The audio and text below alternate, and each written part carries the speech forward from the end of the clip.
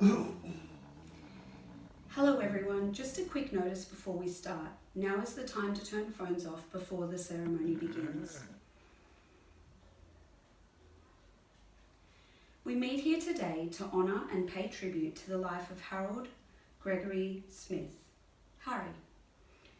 You are all very welcome. My name is Lee Cunningham, and it is our great privilege and honour for me to be here this morning to officiate this funeral of such a well-liked and respected gentleman. We have come together from different places, and we are all at different stages on life's journey. Our paths are varied, and we all approach life in different ways. But something we do have in common is at one point or another, and to some degree, our lives have been touched by the life of Harry.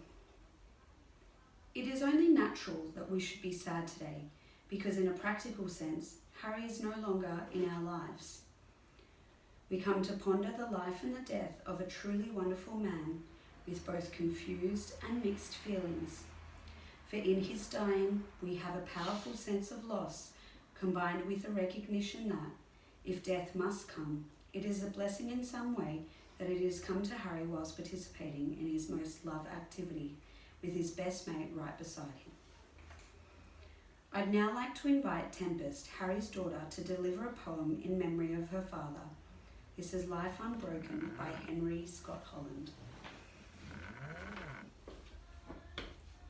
Reading.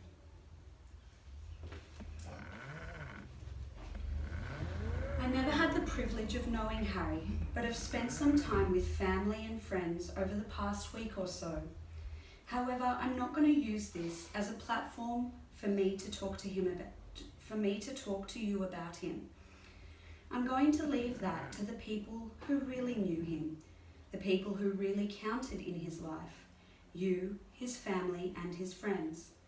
So despite the obvious difficulty of the situation, Harry's 3 sons, Adrian, Christian, and Eric, are now going to deliver his eulogy.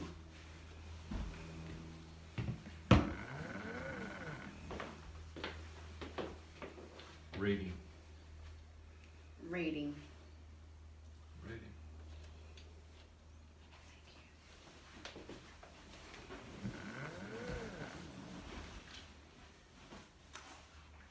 Please take in this slideshow presentation of Harry that has been completed.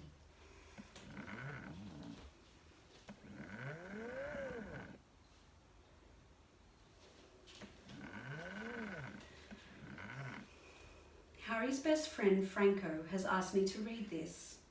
I know he would really have liked to read it himself, but understandably is unable to. Harry's best friend Franco. Harry, you were my best friend and confidant. We both struggled together after the loss of our wives. You were there for me, and I was there for you. We escaped to the edge of the world, to the deep sea, to fish, to reflect, to fly away. I will always have a place for you in my heart. Life will be much, much harder without you there. You meant so much to me. For everything there is a season, and a time for every matter. A time to be born and a time to die.